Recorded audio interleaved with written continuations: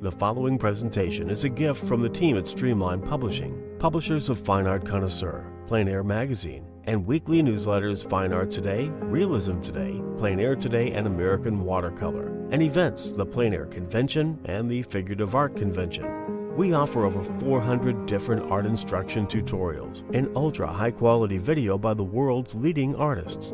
If you like what you see, help us support our artists and our team with your purchase. Each video aired has a special discount code for today only in the comments section with a link to the video offered. And to see everything we do, or if you want to receive notice of new releases, new products, and new events for artists, simply click the other link, which says, see everything we do. Thank you. Hi there, I'm Eric Rhodes, publisher and founder of Fine Art Connoisseur and Plein Air magazines. We're giving you videos every day, 3 p.m. Eastern, to try and keep you occupied and learning about art in these crazy times, and they are crazy. Anyway, this one is called Seascape Painting Secrets with Amery Bohling.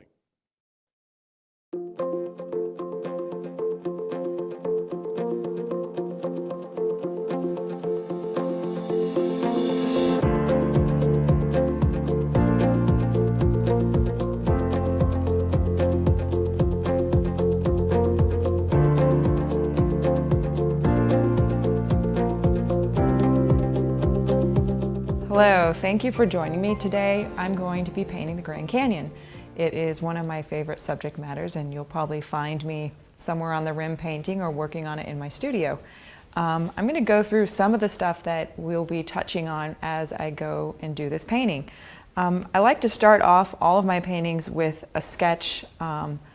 Some might call it a no-tan, though technically a no-tan is, black and white, and I tend to use a little bit more value. So you can see here, this is my small study I did. The importance of it is just to get an understanding of what I'm painting and to get a good idea of the values. I like to use these types of markers. They're by Prismacolors and they come in varying shades. So I have 20%, 40, 60, 80, and then a black, and it gives me a nice sense of value. So this is a wonderful way to get to know what you're working with. After I do the no-tan, I begin to tone my canvas. I prefer working with a toned canvas because it helps me have a better sense of color. And same thing for working with the gray palette. I will then start by pre-mixing some general masses of color, draw this thing up onto the canvas before or after that. And then I can start painting. And then at the end, we'll go through how I like to finish a painting by writing out some simple things I can do to fix it, and as I run out of ideas I might start saying it's time to wrap things up, but we will go into that as the moment comes. Before we get started, I'm going to have an image on the screen that we're going to be working from. Please feel free to take time to take a photo of it, do a screenshot, however you can to get it off of this screen and into something tangible so that you can use it and paint along with me. It's a really good way to kind of bring home what I'm trying to teach you. I want you to do more than just watch. I want you to participate, and I think we can do a lot more. So let's get started and begin with toning the canvas and bringing some sketching on. All right, so we're going to start by toning the canvas. I'm going to be using this Utrecht raw umber. Burnt umber also works very well. It's an acrylic, so the benefit is that it dries fast, so I can get started painting and I don't really have that underpainting affecting my colors if I had used like an oil paint as an underpainting. I might do that every now and then if I'm painting outside, but it depends on my mood, I guess. So for this one, we're going to be using the acrylic. So I just kind of swirl it on. It's nothing fancy. The next step I'm going to do is I'm going to take my paper towel,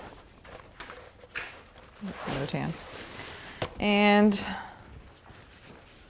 get it a little wet. And then you just kind of smear it around. It's pretty basic.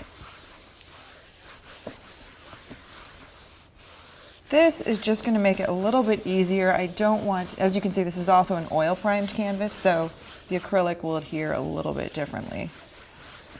Not a good way to know. I like working with acrylic primed canvases. Oil primes are also great. They just offer a kind of a different type of look. The main difference is like the paint will move around easier on an oil prime than on a acrylic prime or universal prime. You'll notice that it holds in, it soaks in, and it absorbs. So it really is good to know what you kind of like to work with. So try both out and see what is good for you. Okay, so at this point, it's going to be drying a little bit. I've got the painting here. As you can see, I have a little bit of these lines on it. I kind of like starting with a grid. It helps me make sure I get everything placed correctly on the canvas, and I'm not like, I have a penchant. I don't really want this to be somewhere in the middle when I want it up here. So I do a lot of planning in the beginning to kind of get things laid out the way I want them to. And I do believe that the more pre-work you do or prep work you do will make your painting more successful. So, all right, let's get started. I'm gonna let this dry for a bit, and then we can start doing the lines on this version and put the sketch up. Okay, so what we're gonna do now is start by gridding the canvas I'm working on and doing a sketch. I keep my paint really thin when I do this. I'm not trying to make it so thick that as I paint over it, it's going to pick up that color and affect the stuff I'm working on. So you can see I'm using a lot of terp. I'm using some very neutral colors. It's probably like my Rembrandt cold gray. Sometimes I might use a little bit of this transparent brown oxide. So you can see it's pretty thin, which is great. And as I do this, I use my brush as kind of a way to measure and find that center, see what it is here, and then I'll kind of go like this. Let's see, this goes here. It's a little bit more like this area. That might be more the center of the canvas. Oh, let me see there. There we go, right in there. Once I got that, I can repeat it on the other side. Okay. And then we can just connect the dots. This doesn't have to be perfect because we're working on a smaller canvas. I just want to double check this. That's good. All right, it's a little trickier because half of this canvas is under here, so I have to mind it. All right, let's see if we can get this nice and centered. Now I'm going to be working on two little things, so I'm going to use just this as a guide point. So we have one in here. All right, good. Yeah, that's the one I want. Okay, over here, just copying it. Okay, connect these. There we go. I'm just going to borrow this measurement I took here, repeat it down here. Again, the paint is nice and thin.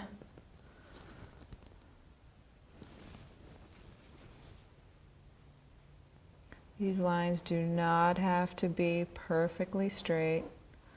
Sketchy is fine. We're all going to paint over this. And I'm going to do some lines in the middle. These are a little bit easier to see because that one that will be tricky because it's hidden. Okay, right about there. Of course, if you're ever using an easel similar to mine, when you are wrapped up, you will want to make time to paint the lower parts that are hidden in here. Forget about that one. All right. Actually, it kind of also gives you an idea of where the frame will be.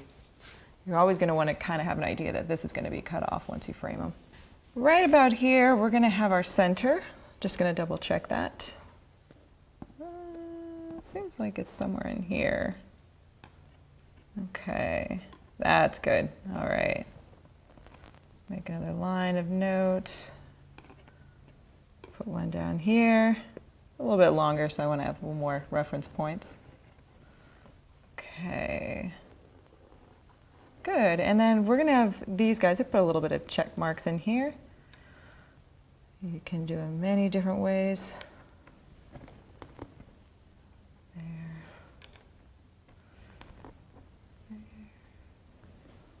You know, I know this is probably not the most exciting part of painting, but on the bright side, if you are painting outside and you do one of these little no-tan sketches here, you can grid those up and do the same thing on your painting. Try to get the size of the sketch similar to the size you were working on, or pick a canvas that fits.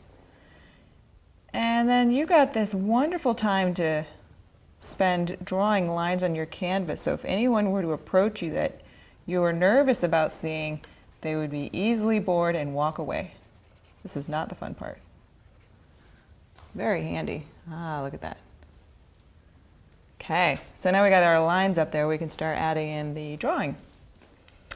So here we're going to kind of start. I tend to work top to bottom, left to right. I had a student for a while who worked with pastels that I was teaching, and she liked to do things that way for, you know, reasons that as it was vertical, that she didn't want the pastels sprinkling on her hand. But I found I kind of liked that technique and used it in oil painting. Just trying to get this here. Okay.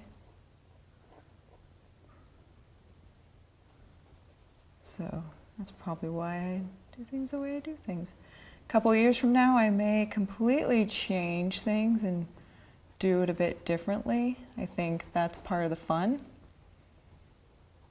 And as I do videos or teach, I always try to go through whatever it is I'm currently using technique-wise. So I guess it keeps it as an adventure. I mean, it'll always be a little bit different. Another reason I like working this way, and I will probably do the same as I start painting, is that my own natural tendency is to, you know, if I were to block it in too simply, especially if it's a larger piece of art, I'm a little more forgiving on myself when they're plein airs or studies. But when it's big and I know I'm going to be spending 2 to 3 weeks on it, when I get that thing blocked in, I feel like I finished that painting. And a part of me is like, just kind of loses interest a bit. And I think by leaving these gaping holes as I work, it holds my interest and I follow through. And that is me just working with my own handicaps.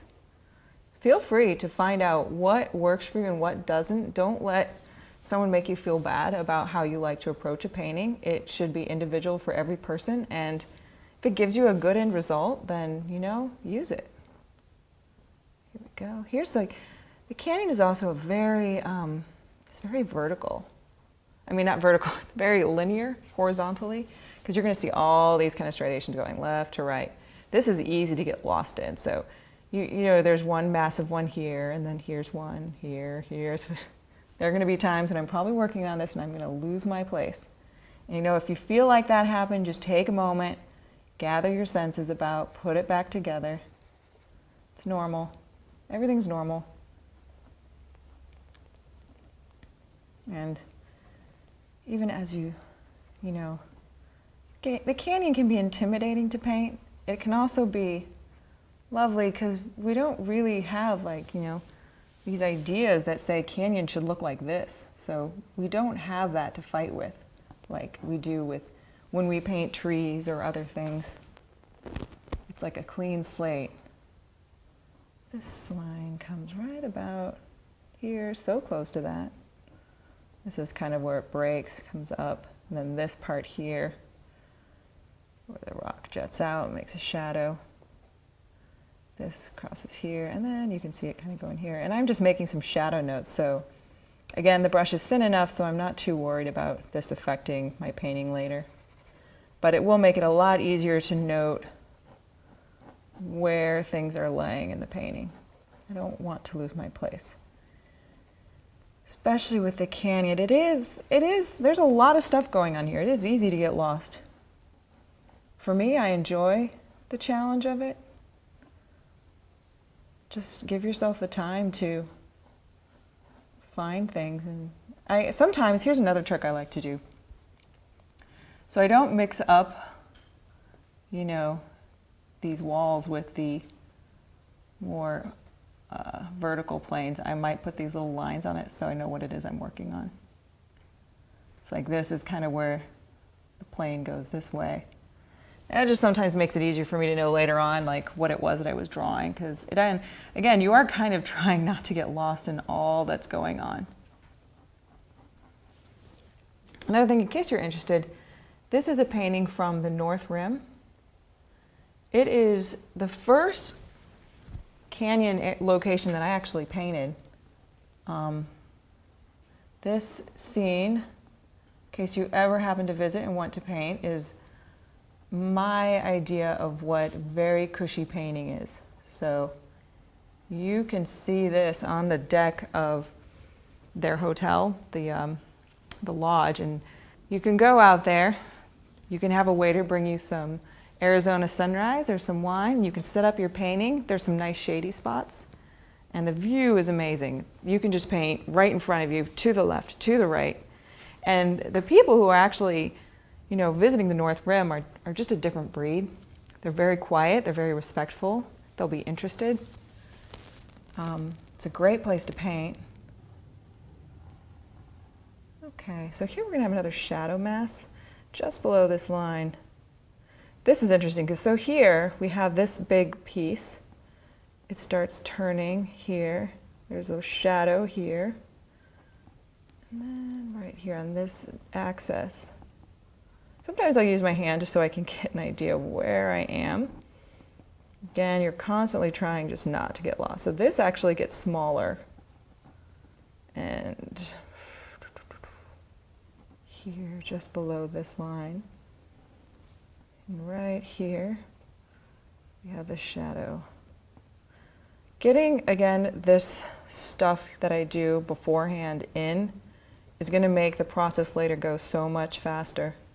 So doing this tedious stuff will make it faster later.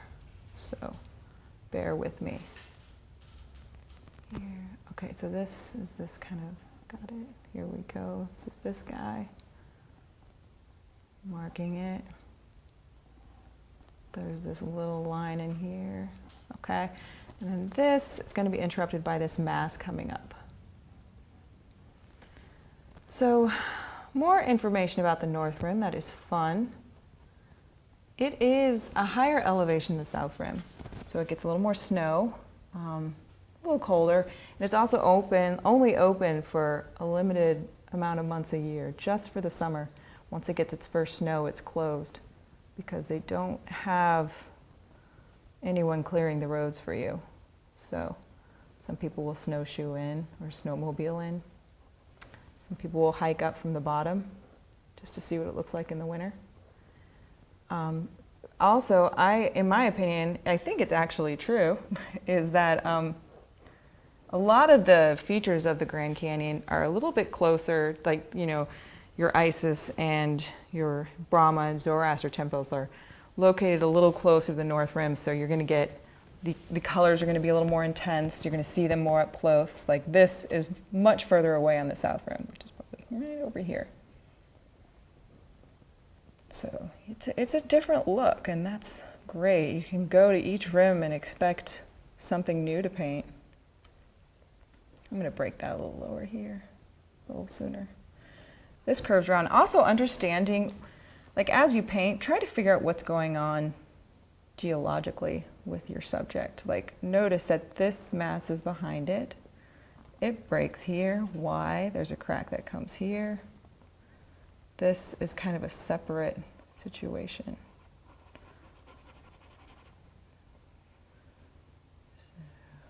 Again, because I'm painting from an image and not necessarily from life, we do sometimes lose a little bit of that 3D ability of being able to separate, like this mass is breaking away from this mass behind. So as I start adding color, I will have to be mindful of that so that they stay separate and not merge together unnecessarily. This is going to curve around here like that. Again, noting these shadows help.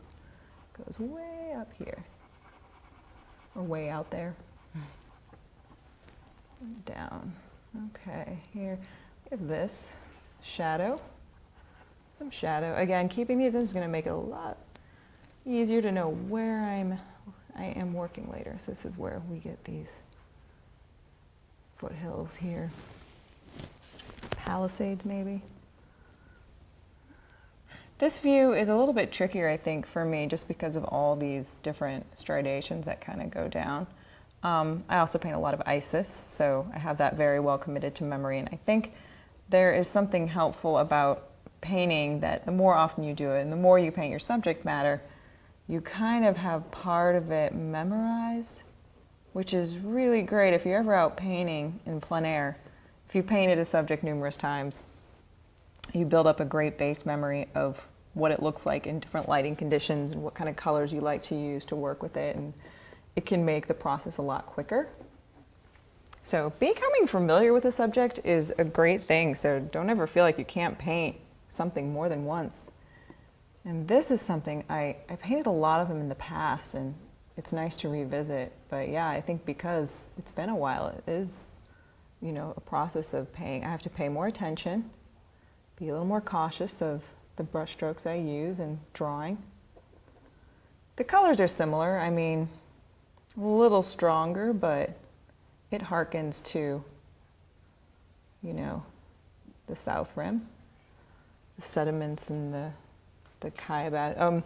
Like you have the Kaibab limestone and the different reds of these rocks, the violets. I think that's a big thing that I'm attracted to, is just the colors. It's unusual. You get blues and reds and greens. There is greens in these. There are trees and bushes that kind of cover these hills. And so North Rim, on some of the features, you'll see some pine at the very tops. Not in this particular view. But people are always surprised if they come to the gallery and they see I put green into it, and they're confused because they don't expect it to be there, but it is, especially if it's a rainy season.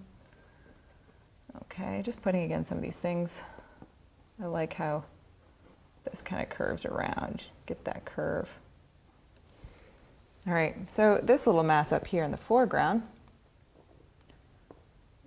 starts really low. Okay, here, and then there's a break right about there. Again, feel free to use that finger to mark your point so you know where you are. Shadow here. These kind of rocks I think are fun. These are that soft limestone type rock.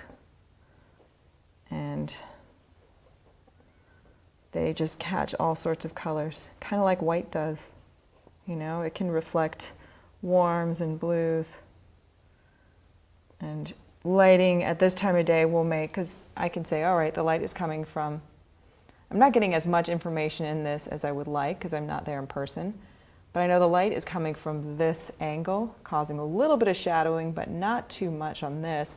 But I will be making a point to have this catch more light than this side that turns here or on the top, where it's also receiving less light than the one that is directly facing that sun. So knowing your light source is crucial. Ah, look, see? Look how actually much further this goes out. I'm going to fix that here. Okay. There, here. This is that part that faces the sun some more. And this comes here, and I'm just going to see how it ends up here. Notice these angles. Not everything is just completely left to right even, like this angle's down a little bit. This angle's up. The shadow comes here. And it goes here, like that.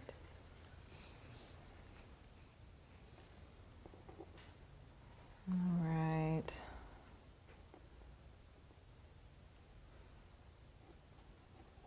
This I also like including in because I think it'll brighten things up a bit. Just adding that pop of foreground. I like in my paintings to have foreground, middle ground, background. It's kind of like my thing, so I do seek that out. I also tend to like working on sunny days as opposed to gray days. Especially in the canyon, it can really get flat if you don't have, you know, some contrast going. Sunset, sunrise, also good times to paint it. There's a lot of these bushes here, sorry to be on a tangent, that are kind of like coming up in the middle. I think, you know, a good rule of thumb to go by is just because it's there doesn't mean you have to paint it. So if it's not going to make the painting look good, I'm not going to include it. I kind of feel like these trees are more distracting and causing a tension point at the bottom of the canvas. So I'm not going to include them. I'm not sure about this guy yet because I feel like he's getting cut off in a weird way. I like him. I think I have to be careful about his placement because I don't want it to be perfectly lined up with this guy, and I don't want them to all be the same shape. So that's something I'm going to have to make decisions on as I go. Do I want him bigger? How do I do it? Because you want to keep things interesting and different. Like too much ditto, ditto, ditto is going to in itself be a distraction and take away from whatever part of your painting you really want the viewer to look at. So this is going to be something to sort out. So let's see, what's a good play? Because I like these two guys up there. I think they're important. And if I were to make this bush the exact same size right here, that would not be very fun. This guy's little, so he's just a little off to the side, so that works. And same with him. I'm kind of just making some decisions. Let's see on my sketch I put it here.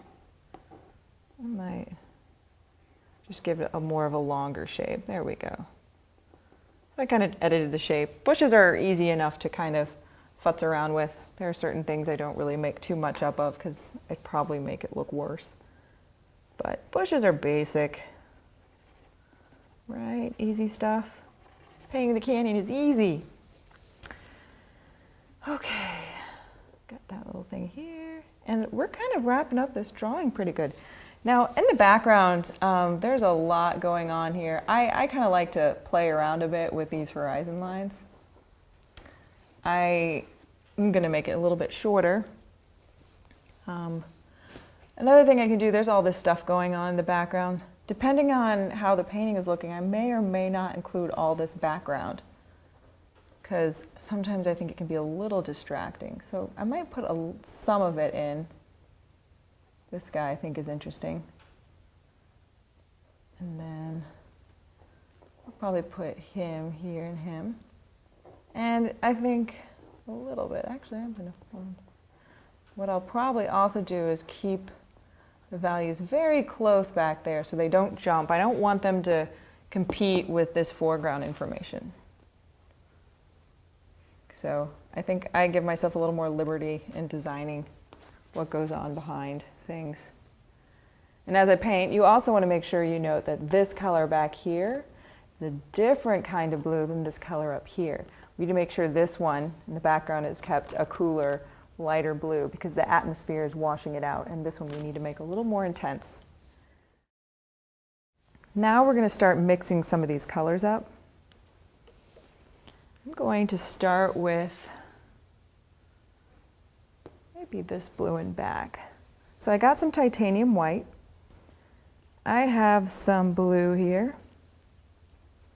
Okay. Nice color. Now this is very light. We need to add a little bit more dark to it. Okay. Holding that up. I mean, I'm not, you want to be careful trying to color match something to this. There are times when having a sketch is a lot easier to use.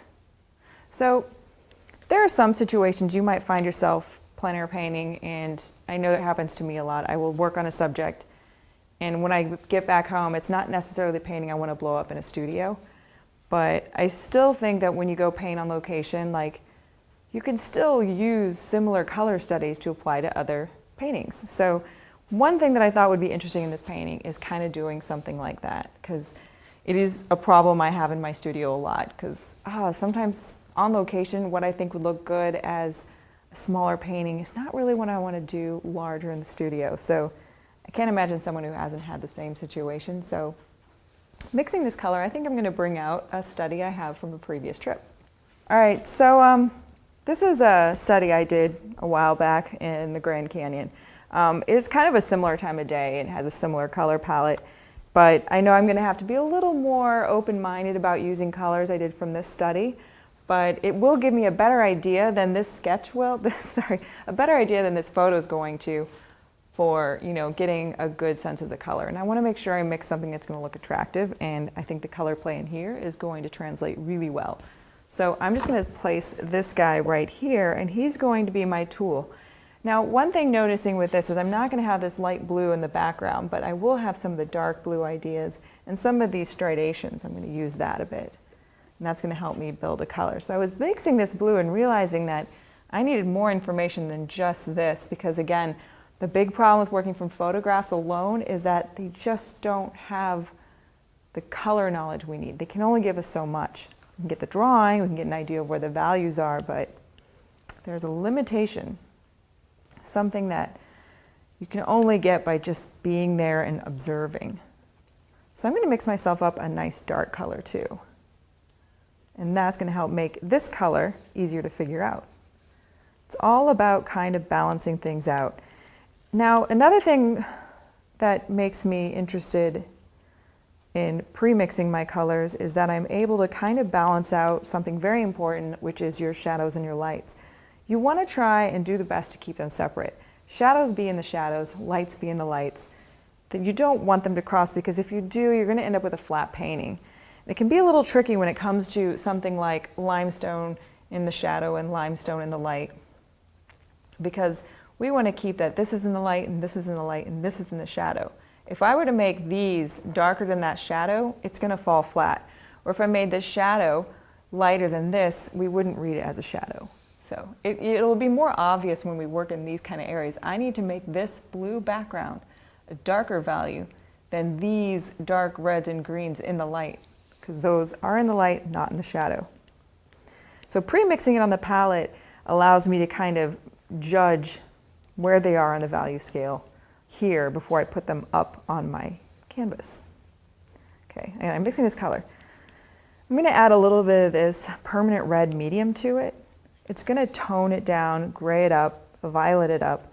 I'm using this instead of the quinacridone rose, and that is because this is a cooler red and it will get a little bit too electric violet. And I like my blues to be a little more muted in the canyon. Again, I'm trying to keep the value up. I know this is a shadow. So what I'm going to do is, because I have this little study with me, I'm just going to take a small brush. Sometimes I will use my palette knife. I'm going to take a little bit of a sample and just see how it's comparing to the color I have here. So I'm able to put a little swatch here. It's a little bit of a cooler blue. I can probably warm it up. I might like it being a little bit more of a brighter blue because it's not a particularly stormy day. So I'm going to add some more red here. All I'm using right now is ultramarine blue, permanent red medium by Rembrandt, and then some cold gray by Rembrandt. In case any of you are interested in working with similar colors or what kind of palette I use, for this painting, I have my basics up. So the colors I can't do without are going to be these four. Titanium white, and I'm not too picky about what brand of titanium white I use. This one here is by Utrecht. Cad yellow lemon, it is by Utrecht. Permanent red medium by Rembrandt, and this is ultramarine blue. I prefer ultramarine blue over French ultramarine because French tends to have a little bit of a red undertone. Now on the side, these colors I'm less critical about, but they tend to be out. It's going to be this Cad yellow medium or orange yellow. It's just kind of a warmer, orangier tone, but leaning more towards the yellow side. This is quinacridone rose. This is alizarin crimson. This is phthalo green by Sennelier. This is some Cad yellow green. I like that just for toning. You'll see me use it a little bit later. This is the cold gray by Rembrandt, and this is transparent iron oxide red. This here is just some mud I've used from a previous palette, just scraped off and set aside because it made a nice gray. Over here I have a few bit of pre-mixed colors I did at home in a studio with a lighting I am more familiar with, just so I can make sure I'm getting everything up to speed. All right, so you're seeing me mix this. Let's see how that's working. A little blue. Now if I add a little bit of green to this, it can also help gray this violet up. Well, it's more like a blue violet. Too much green, it'll turn green just a little bit. Just take some of that edge off. And again, I don't know if you've painted with me before, but something I like to do is start with my values not being too extreme. I don't want it to be super dark, super light, too blue, too red, because that gives me room later on to push and pull, add those highlights. I do take my time mixing colors. I'm not trying to rush through this. Again, if you are a new plein air painter, this is a great way to kind of, you know, paint outside. No one's really going to bother you because you haven't put anything on your canvas yet. All right, let's see how this is working out. Again, I'm okay with it being a little bit more colorful than what I have. See how that compares to what I brought it from home. I think I'm going to make it add a little bit of green to this. That's that phthalo. Be very careful with it. It can be pretty kooky and strong. I'm liking this one by Sennelier because it's not as polluting as some of the other greens I've worked from. All right. A little more of that. I'm getting kind of a nice blue. I'm kind of liking this one, so I'm going to set this aside. He is in the shadow. So I need to know none of my lights have to be, or should be, darker than this. It needs to be lighter. Okay. I'm going to now go into mixing some of this lighter blue. Now it can be a little bit cleaner than that one. I need to be mindful to make it dark enough so that these lights in the foregrounds can read as lights and not as a shadow. So again, another good reason I can compare and judge these on the palette. It also helps that I'm trying to mix this on a gray palette.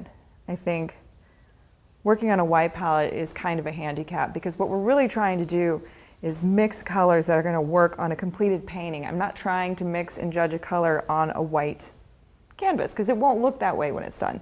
All the colors I'm mixing on my canvas, if I were to strip them off the painting and put them into a pile here, it would turn out gray like this palette. So I'm judging my colors based off of what a finished painting will be. Okay, here we go. Just add a little bit of green to soften it up. I'm going to check this. Kind of seeing how it might look. This color is going to take a little bit more thought to get correct. I think my plan is just to kind of mix it, set it aside, and then edit it as I get some of these lights mixed up. Because I'm going to have to make that a bit darker because I want to get these foreground colors here in the light strong and saturated because otherwise we end up with a very washed out painting. So, all right, so I'm going to start mixing some of this red wall. I believe they're the super group. I should know my canyon better. I will go there and I'll try to study, you know, which layers are which, and then by the time I get home, it's just a jumble. All right, I'll get there. So I'm getting this really nice and saturated. This is my permanent red medium and my cad yellow lemon, which I think make just great fiery colors.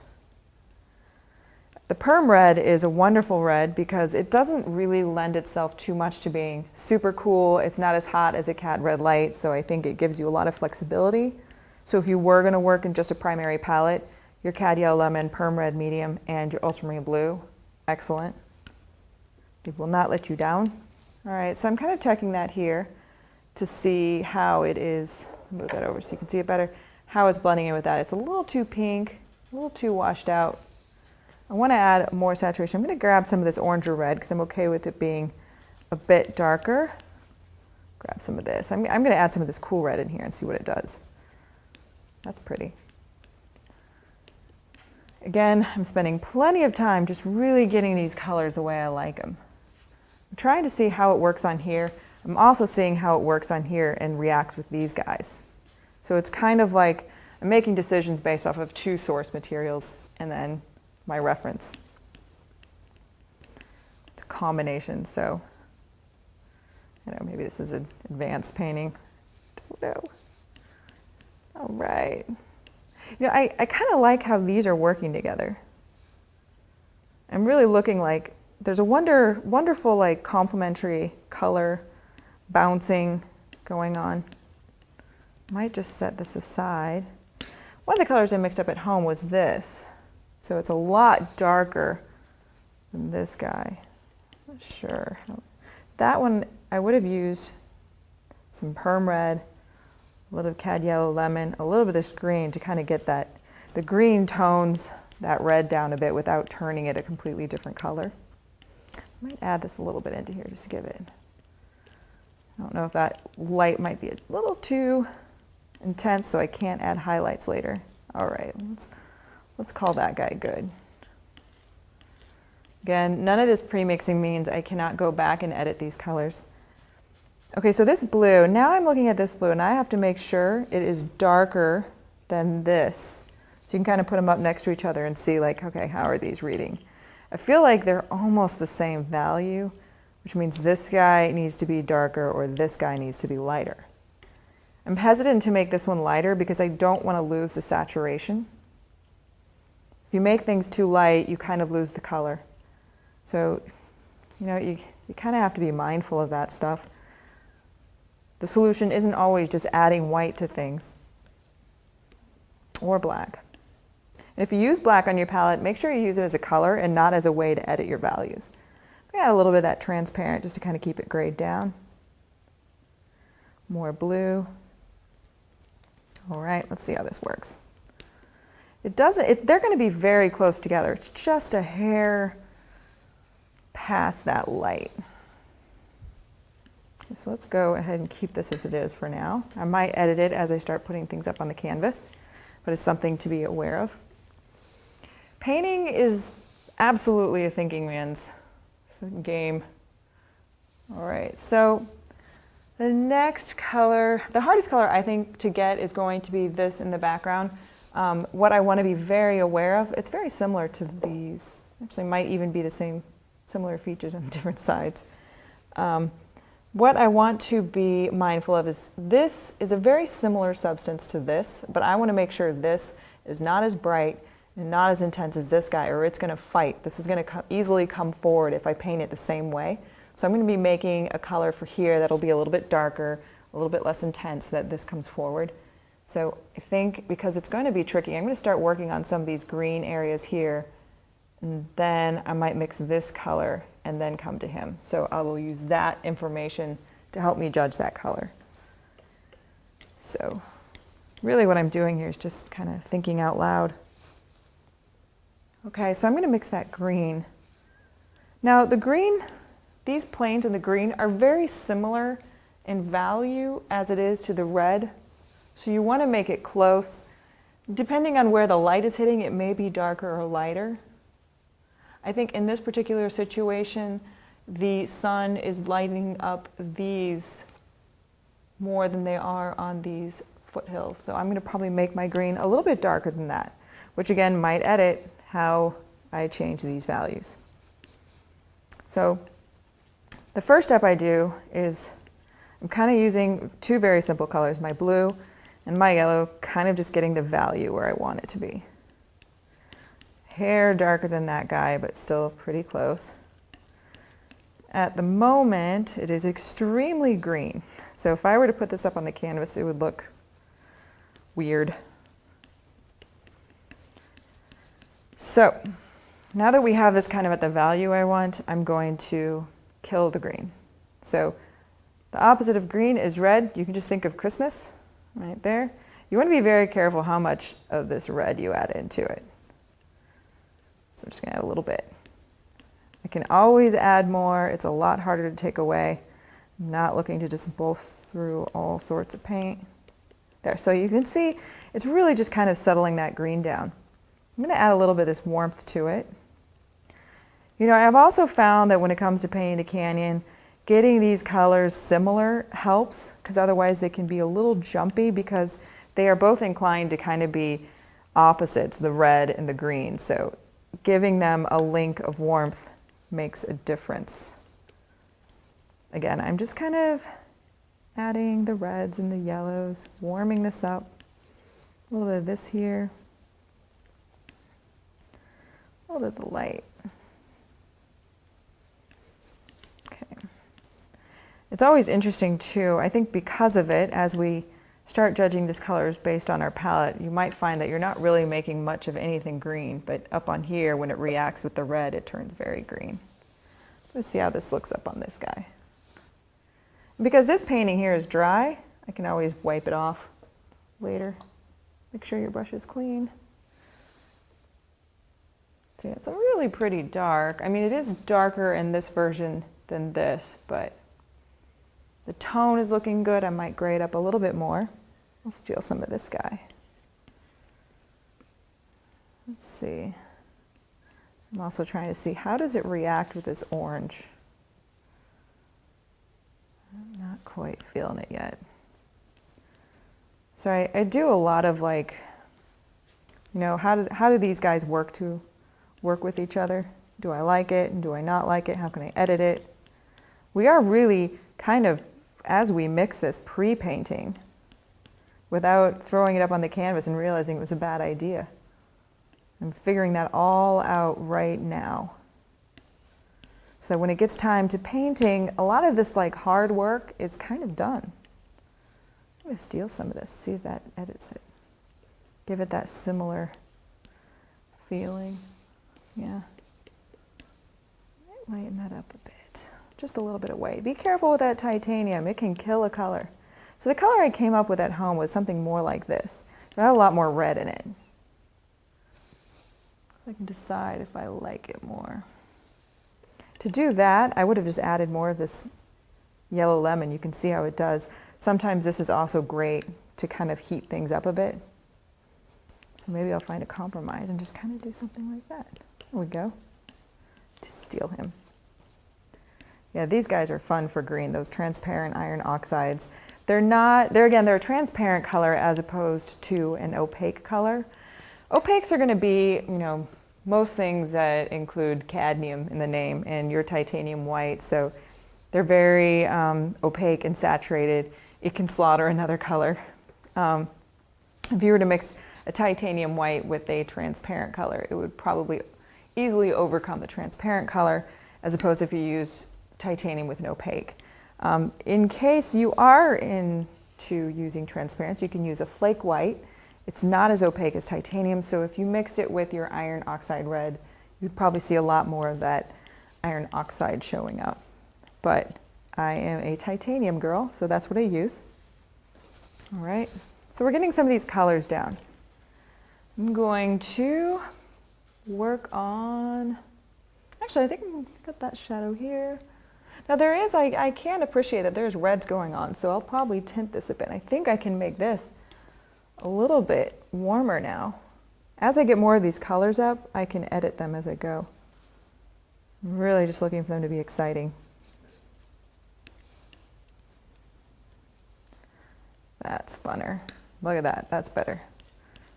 A little bit of this. A little bit of this to kind of warm it. It's a great warming color. All right. Darken this up some more, I believe. Again, just balancing it up. Thank you for bearing with me. This is not the exciting part of the video. It's super important, but yeah. Getting a little bit darker. Some iron oxide red, perm red. Don't try to worry about painting or mixing quickly. I mean, it's a skill, it's a habit. The more you do it, the quicker you'll be. Take as much time as you need. Don't ever feel like you have to rush through anything, especially since we're doing studio work. That's one of the best things about it. Okay, so I'm going to, I think I'm going to work on both of these guys at the same time. So I'm going to start off with my white. This is the trick for me. I mean, you might find it to be different, is one of the more trickier colors to get. Is these distant limestone, because if I make them too bright, they jump out and they just look nutty. Okay, so this is right now this warm yellow color and then some of this gray to kind of get it a nice flat. I'm going to add some red to it. Again, I just need this to be lighter than that, but I don't want it to be lighter than the foreground. There's some of that green. It's looking good. See, it's not too jumpy. It's going to settle. And I can add a little like pop of light towards the end of the painting to bring out parts. A little bit of yellow here, warm it up. A little bit more. Again, you'll see me pull colors a certain way. I like to use this kind of an angled palette knife because I've just been working with it for so long and I'm extremely comfortable with it. I like how I can kind of come on, scrape up the paint very tidily, and then swish it off and I can get a good mix. As I pull paint to mix in, you won't see me scoop like that. I find that if I come in and tack it like this, or if I see students do it, they end up with way too much paint on their knife. I like to press it in. So you'll see me take this side, press it into the paint, and that way I can pull a much smaller amount. You can always add more again, it's harder to remove. Okay. And sometimes there's just a point you mixed it so wrong, you just have to set it aside because the amount of paint you might have to mix in to fix it is just ridiculous and you're just being wasteful. All right, that's looking like a nice color there. I don't think it's going to, actually it looks pretty similar to what I have in my helper study. Look at that. No, it's pretty good. There's a little bit of green in this, so I'm going to see if I can get a cleaner test. That's great. I kind of like the rose in that a little bit more, so I might add some red to it. A little bit more red. Again, I'm making sure I don't get too much on this because a little is going to go a long way, and I just want it to blush a bit, not turn a completely different color. There we go. Okay. Get all that good stuff here. Knowing this color is going to be a big help in mixing that foreground color. And I'll probably have to go back to that. So I want to make sure they are not the same. So when it comes to mixing something for this big mass, again, there's a lot of stuff going on. There's a shadow here. It's turning colors here to here. I'm not going to try and get every little note when I make my puddle. I'm really just going to go for something general that can represent the light area. So I want to be careful to mix something that's not going to be super committed as the brightest bright or the darkest dark. So in this painting, this is the lightest object in here. The darkest dark is probably going to be, well, if I were painting, it would be these trees, but it can also be the shadow in here. All right, so I'm starting off with that cad yellow medium. It's a nice saturated color. A little bit of red. I want to make sure, I'm going to make this color a little bit cleaner. I want to make sure it's brighter than that, again, because I want it to come forward and not get into the back. They have to be different. Might be a little too, another good thing is like noting what these things look like on here is going to be, like if I were to come and put this on my napkin, you can see it's not as white, but I could make it a little darker.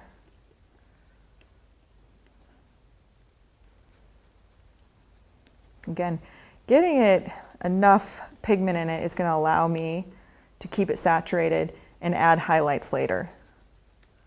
I don't want to remove the option of adding shadows and lights by making it one giant light.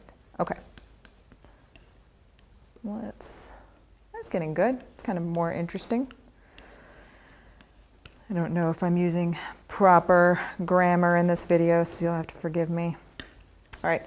So now I feel like these two are still a little too close, so I'm going to muddy this up a bit by stealing from these guys. Let's get that grayer. I mean, it looks pretty muddy right here, and I know in our mind's eye we see white rock, and it's very tempting just to paint white rock, but you've got to see past the local color of what you're painting and really get into understanding the affected color. I mean, it's very rare in life. Your green tree is going to be painted the same color you might color match the leaf with the green tree. You have to paint how it is affected by the light bouncing off its nearby objects, the time of day, the atmosphere in the sky. And so I think a big hang up that, artists might see, or a new artist, is that we really want to paint that local color. So the local color of these white rock, you got to put that out of your head and you got to paint the affected color. Atmosphere is happening, distance is happening, all sorts of shadows and lights are breaking it up and making it look different. So we want to be mindful of that. Okay, I'm just going to wipe this up so I have some clean surface to work on. We're starting to get some of these colors going off, and I'm able to kind of judge what's happening. I also like to kind of keep things clean so my colors are clean. So I'm going to check how these are going. So my shadows are right now over here. This is my green in the light, but it's fighting with that, so I might edit this a bit. It's really about finding a nice balance. I'm adding some white and some yellow. The yellow kind of keeps the white from killing it too much. Don't want it to be super gray. There, it's starting to brighten up a bit. I understand that these two colors are very close on the spectrum. Because what it's a shadow in this blue, but there's atmosphere kind of paling it up, and it's catching light, and it does brighten it up a little bit more than it would be when the parts of it that are closer to us is darker purple. But if I make this darker than this, or if it doesn't read as that on the canvas, it's going to, again, flatten everything out. All right, so I'm going to see what else I want to mix up here. I might work up a little warm tone so that I can add it to certain things as I go.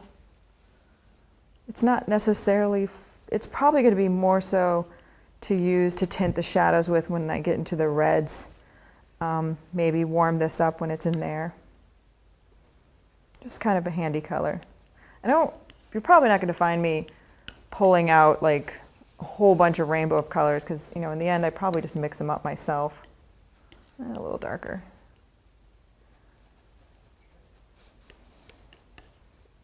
Okay. There we go. It's kind of playing well with the other colors here. I might also grab a little bit of a darker blue here just because I could find it handy, something to work with these shadows. This is the one I mixed before. It's basically, again, ultramarine blue, cold gray, some permanent red.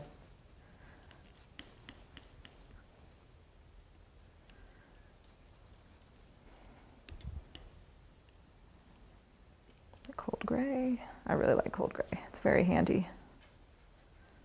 All right. Neutralize it a bit. There we go. Again, I can always add those bright blues and stuff later, but they will not show up if everything is bright blue and bright red.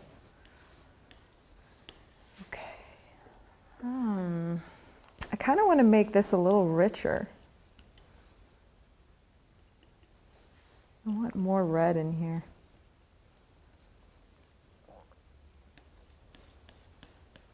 All right. Now, I'm going to throw in a fun color, that are going to probably be like the highlights of these reds, just to see how it works with what I have.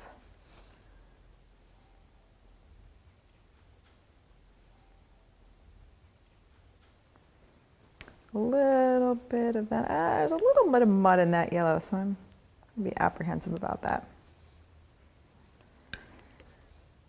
This color, I really want it to be clean, bright, fun, saturated.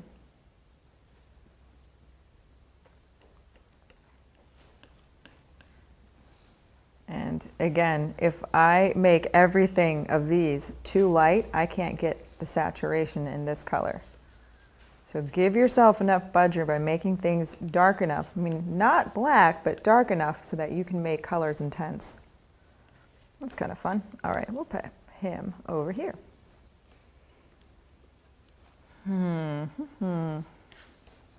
Okay, I'm kind of liking where this is going.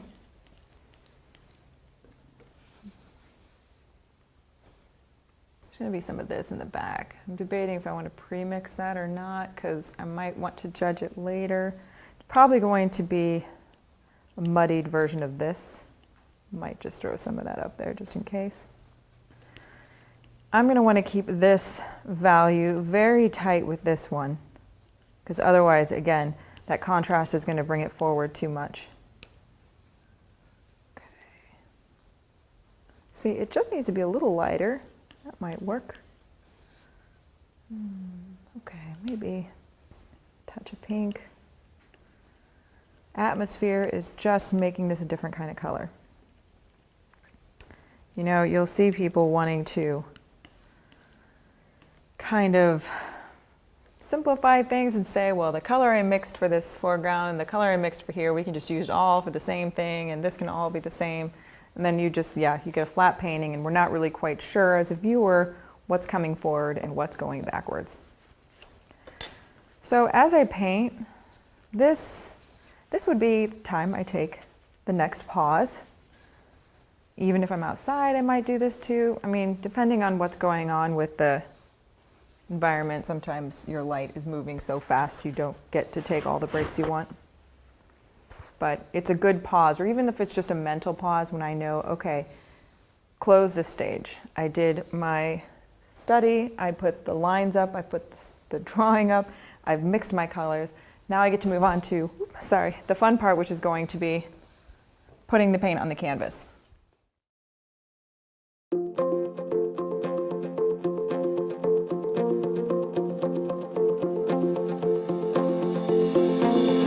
For generations, the great painters have known that there are certain subject matter which really show off their skills as a painter. Some subjects are so complex and complicated, yet when people see paintings of these subjects, they realize just how good these painters really are. One of the most complex and hard-to-paint subjects is the Grand Canyon, with its vast expanse, its subtle color shifts, and complex geology. Artists throughout history have made the pilgrimage to the Grand Canyon, the master of all landscape subjects, knowing it's an important subject to prove their ability as a painter. Now you can make the pilgrimage in your own home, so you can discover exactly how to take a complex subject like the Grand Canyon and simplify it to create the effective complexity without having to suffer over every little detail. Arizona-based artist Amery Bohling has spent years studying and painting the Grand Canyon and has produced some amazing paintings of the canyon, which are highly sought after by her collectors. Now, she reveals what she has learned from months of study over years of painting the canyon. I just finished shooting a new instructional video about painting the Grand Canyon. And in it, we're going to go over a lot of stuff that I think is going to help you learn as an artist. We do no-tans, we're going to go through sketches like this guy. This is going to be your main tool, along with a good reference material. I'm going to go through the brushes I use, the paints I use, how I mix things, how I sketch things, and how to know when to finish your paintings. That's always a big question. I really hope you get a chance to check it out. I think you're going to learn a lot. This is a must for every painter, offering you skills which apply to all landscape painting, but especially to mountains, rocks, and distant vistas. Over 4 hours of top-tier instruction, which you can paint along with at your own pace. This is a must-have video for the library of any artist who wants to paint amazing mountain landscapes. How to Paint the Grand Canyon with Amery Bohling, now available on DVD and streaming video. Order yours today.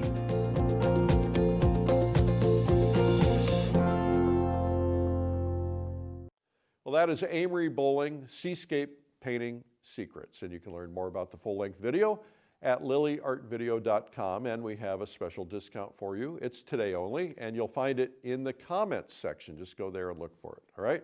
Now let's get right to our interview with Amery.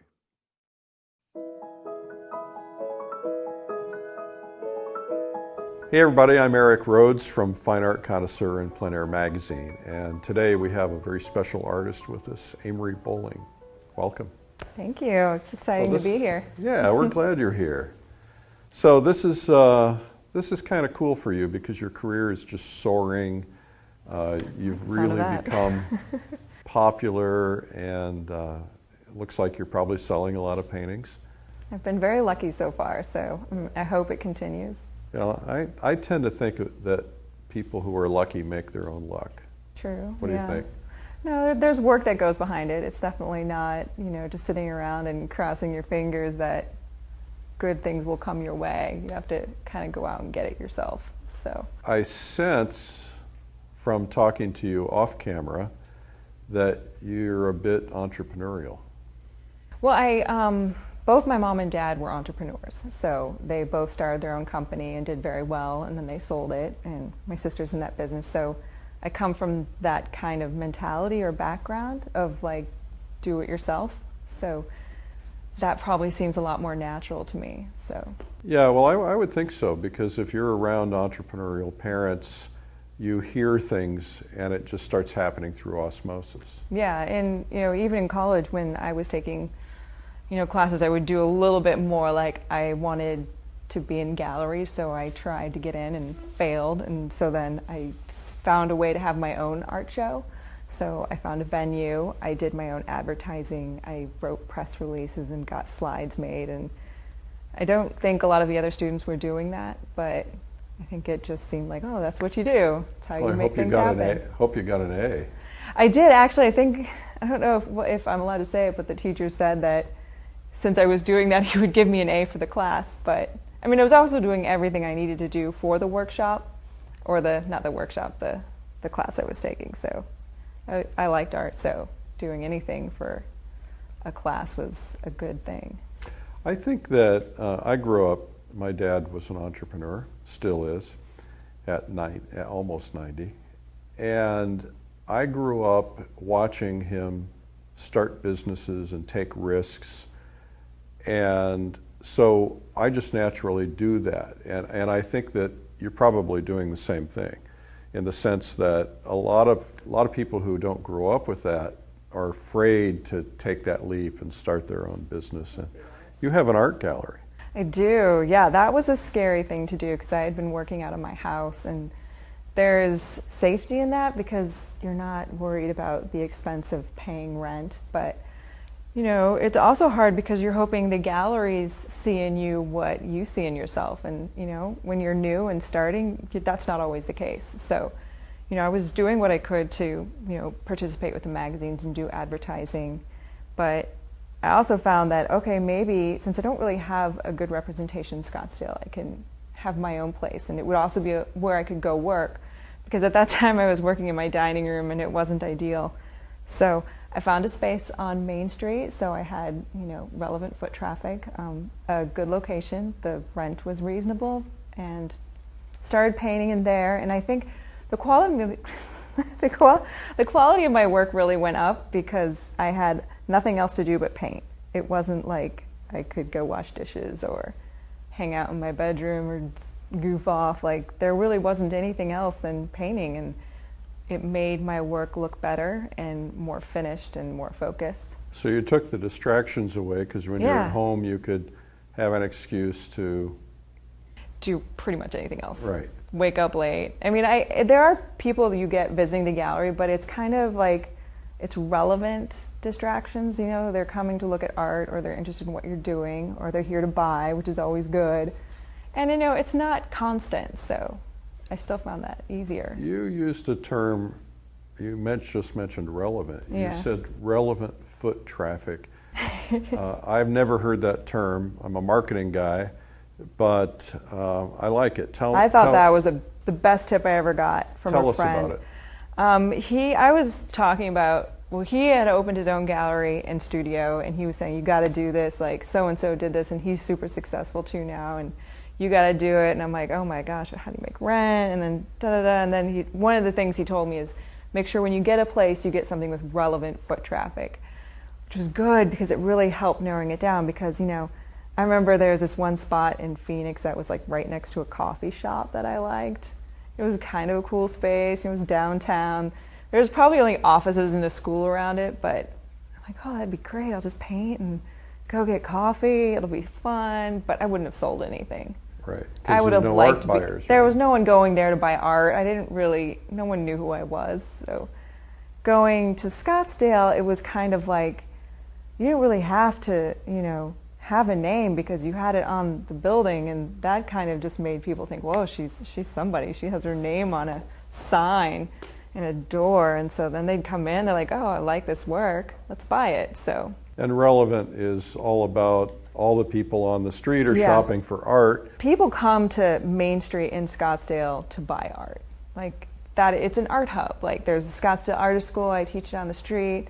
You got students who are able to visit you. You have art buyers visiting you. You have your local community who want just to have like an artistic outing. So you get all of that on this one street, and I probably wouldn't have had it if I just opened it up in an office building or something like that. So, Well, let's back up and talk about how this all began. You're very successful for your age, I believe. oh, thank you. You're still very young, and how long have you been painting?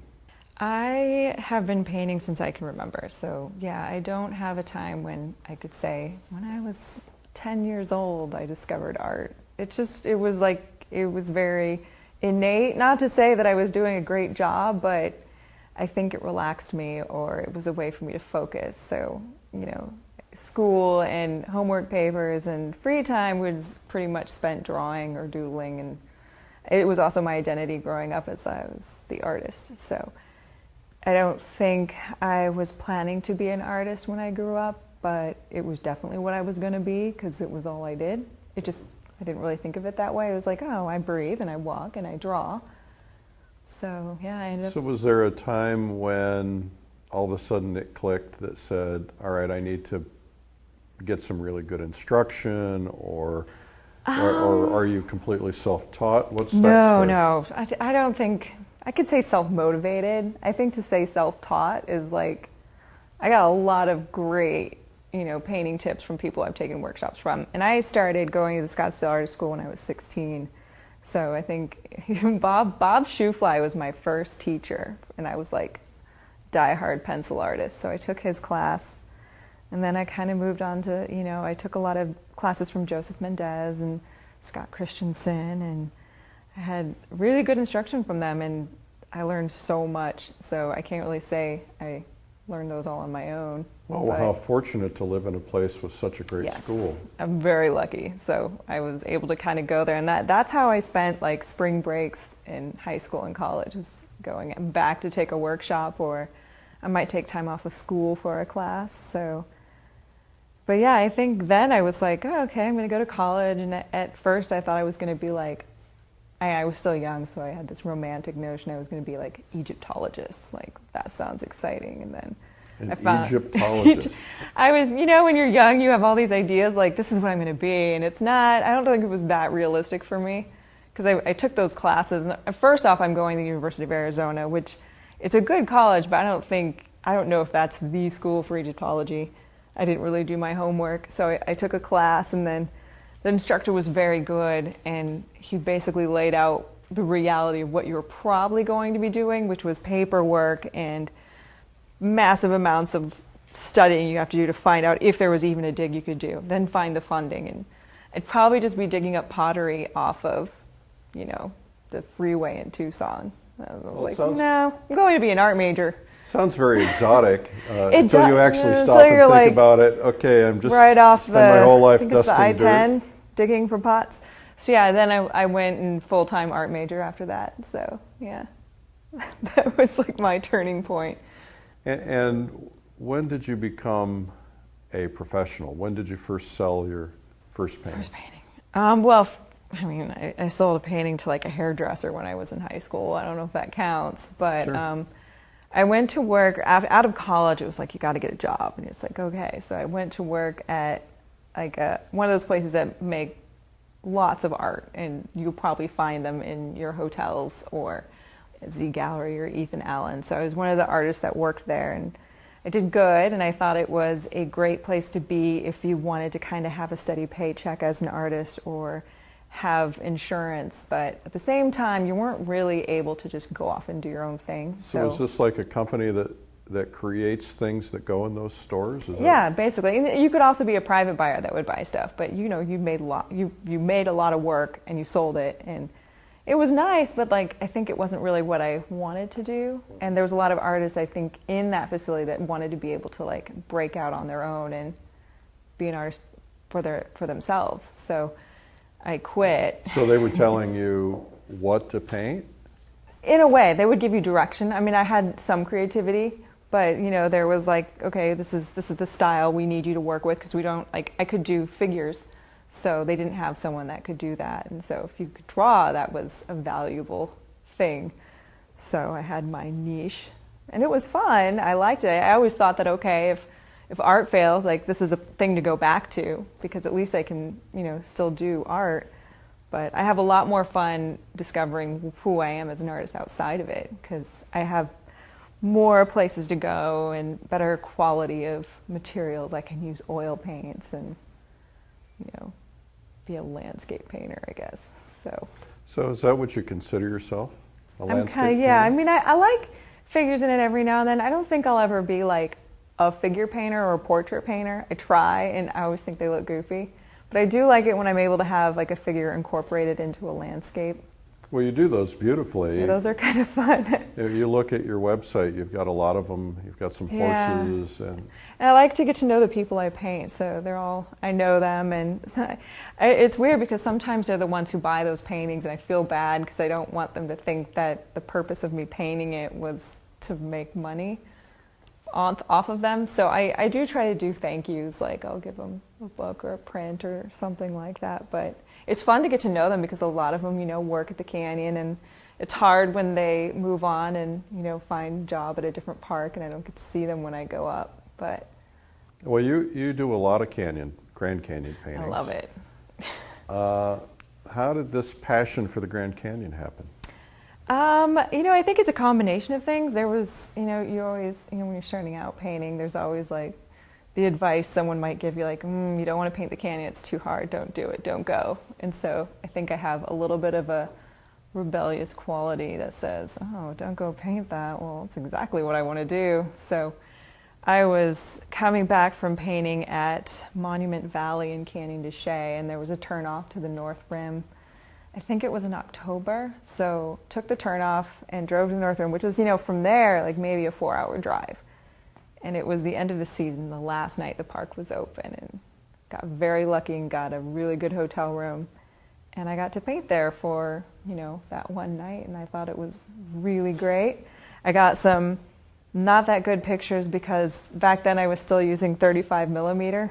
Right. The dark days of plein air painting, when you get your photo reference material and you had no idea what you were taking pictures of. You just snap, snap, snap, snap, and then like you get home, and then you'd have it developed on the dark side and on the light side and on the medium side. And like I got 2 photos from 4 rolls of film. So then it's like, well, I got to go back, get more material. And so went back, kept going back, and then I saw it was a Clark Hollings painting of the mule train going down a snowy trail at the canyon. And I didn't know enough about the canyon to have an idea of where the trail was. I thought it was the Bright Angel Trail at the South Rim, so I would stalk it out and get there and just wait for the mules to come up. And I was like, any minute now. And I'd have to do it in winter because his painting was in the snow. And so I would like freeze and stand there and waiting for those mules. And eventually I started to get to know the people who worked with the trail crew in the national park. And they, also really great people. And I think there was one that's like, if you just, because I think I was sitting in a snowdrift once for like a couple of hours. Oh. And I pulled the car mat out of the car seat to sit on because I wanted to get a picture of them going across the train tracks. And he was like, we'll just give you our number and you can call me so that you don't have to wait so long. And then... Well, that's nice. But yeah, I ended up finding out that it was never Bright Angel Trailhead. It was a Kaibab Trail that they had come up. But I just didn't know the canyon well enough back then, so... Well, tell me about photography. You use a lot of photography? I do. I appreciate a good digital camera. I currently use a Canon Digital Rebel, and probably on my 3rd one because I bang them up quite a bit. The iPhones the camera phones are getting better, so I've been kind of using both of them because the iPhone can kind of get a better balance of light and dark than I think my digital can, maybe because I don't know how to properly use it. Well, the iPhone has HDR in it. Yes, I do like that. Which basically, for evens people it out. who don't know, you're either getting exposure for the sky or exposure for the land, and so it takes multiple exposures and then combines them. So yeah, that's very handy. So I'll get the detail from the digital and then the nice color balance from the phone. And I think when you bring the study home from painting outside, you get the more information, the better for me. So I have this digital image that I can use as a drawing reference, and then I have my plein air sketch to use as a color study. And also just the whole like vibe of when you're there, you can't really get from a photo alone. Like it's a little Glad sterile. to hear you say that. So, and I think that's an important distinction, because painting from photographs alone without having the experience of painting outdoors and really being able to capture the light, because photographs lie, right? They do. They distort It'd be nice if things. they didn't. They make the shadows darker. The colors are not often as vibrant. And it's a world in a little box, like, or whatever screen you're using from. There's no spirit of the place in a photo. It's just flat, so you can't really feel like what inspired you to paint it was what you felt when you were actually there on location, not the photograph. Right. But so you try to do a plein air study when you go out first. I mean, I'm sure there's some exception somewhere, but if I'm painting something, I painted it in person. So I don't really, and if I can feel like if I've been in the studio too long and I haven't been outside, you just get that staleness that creeps in. It's like you got to go back there. So a lot of people viewing this might not have ever experienced plein air painting. Yeah. Tell me about the first time you actually took it outdoors. That's a good one. It was definitely, that was in a Joseph Mendez class. And I was still like, just, finishing up being at the art group, and I was like die-hard photo. I'm like, you don't need to paint outside. I have these, crappy photos to work from, and they're the truth. Because like, I didn't know. It looked like the truth to me. And so I came into this like class. It was a workshop at the Scottsdale Art School, and I had my photograph there, and then I had like something very similar in front of me, and then he had come up and he pointed out like, do you really think it's this black? And then he's like, look at this still life, and look at the difference between the still life and this photo you have. And, first, I'm sure I've heard it before, but for some reason it really clicked. And I was like, oh crap, yeah, it's completely different. Like that still life is not black. And it was a light bulb, and, I got myself like out there. Not right away. I took the Ray Roberts class, and that was a plein air painting class, and that was my first one. And I was very ill prepared. I came out with I think a halter top so I could get some color. I had a rainbow umbrella, which made all sorts of awful colors. And Projected different color. yeah, and then you're canvas. very nervous because anything that approached you, you were sure was going to critique what you were doing. And I was probably pretty bad because I haven't painted outside before. So it's like focusing. What would you tell people who have not done plein air painting? What would you tell them to do, and what's your step-by-step recommendation? I think I don't know if I would say courage or just accepting that, the first times you go out there, it's intimidating and it's normal, and we're all going to kind of go through it. It's okay, and you can go with a group if you want, if it makes you feel better. Sometimes that was easier for me. Like taking the workshop, I think, made a little braver because you're with other people who are similar. And I know that even with that, I have had students who are afraid of taking plein air workshops because they don't think they're good enough. And so many workshops, I think, or painting outside is tailored for your level. Like you do what you can, and even if all you do is get out there, set your work up and do a little sketch, like that's great. You made a first step, and then maybe you go a little bit further next time. Well, you would probably recommend to someone that they should learn painting before they actually go out and try to do painting. Well, yeah, you can work on, most of what I did before that was, still lifes, and I did a lot of photography work, but you can paint just like, a simple apple, or, an apple maybe in one painting and a plant in another can be many other things in the landscape. Like maybe it's a red door when you're outside, but you'll learn just as much from those, the little objects. Yeah, well, there's so much information.